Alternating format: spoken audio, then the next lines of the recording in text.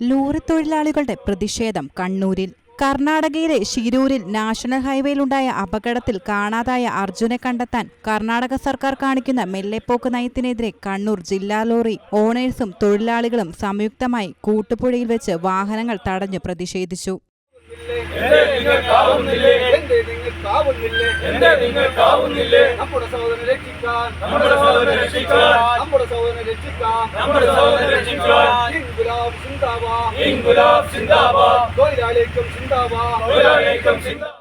പ്രതിഷേധ സൂചകമായി തിങ്കളാഴ്ച കേരളത്തിൽ നിന്നും കർണാടകയിലേക്ക് പ്രവേശിക്കുന്ന എല്ലാ വാഹനങ്ങളും കൂട്ടുപുഴ അതിർത്തിയിൽ തടഞ്ഞുകൊണ്ടാണ് ഇവർ പ്രതിഷേധിക്കുന്നത്.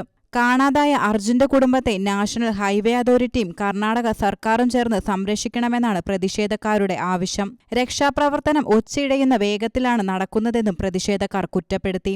ലോകത്തിലുള്ള മുഴുവൻ മലയാളികളും പ്രാർത്ഥനയോടുകൂടി ജീവനോടെ തിരിച്ചെത്താൻ വേണ്ടി പ്രാർത്ഥിച്ചുകൊണ്ടിരിക്കുകയാണ്.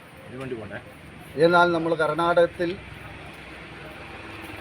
ആ രക്ഷാപ്രവർത്തനം വളരെ മന്ദഗതിയിലേക്ക് നീങ്ങിക്കൊണ്ടിരിക്കുന്ന ചൂണ്ടിക്കാണിക്കുന്ന പത്രക്കാരെയും അതുപോലെ തന്നെ ആ വാഹന ഉടമയും അർജുൻ്റെ സഹോദരി ഭർത്താവിനെയും ഒക്കെ കർണാടക ആഭ്യന്തര വകുപ്പിൽ നിന്നുള്ള ഒരു ഉദ്യോഗസ്ഥൻ വളരെ നീചമായ സമീപനത്തോടുകൂടി കൈകാര്യം ചെയ്യുന്ന സമീപനം സ്വീകരിച്ചു.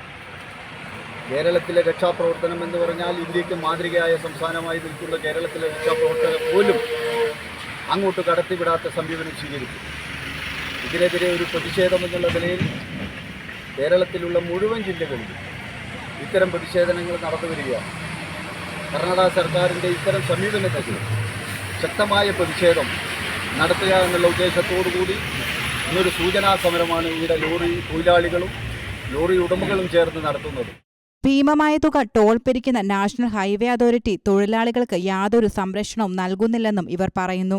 ഇന്ന് നടന്ന സൂചനാ സമരത്തിൽ അഷ്റഫ് എടക്കാട്, ജലീൽ പുന്നാട്, ഗഫൂർ കായലോട്, ഹരിദാസ് ഷാജി, ദിൽഷാദ്, നിതീഷ്, ശിവപുരം അസീസ്, എടയന്നൂർ ഷാജി, സ്വരാജ് എന്നിവർ പങ്കെടുത്തു.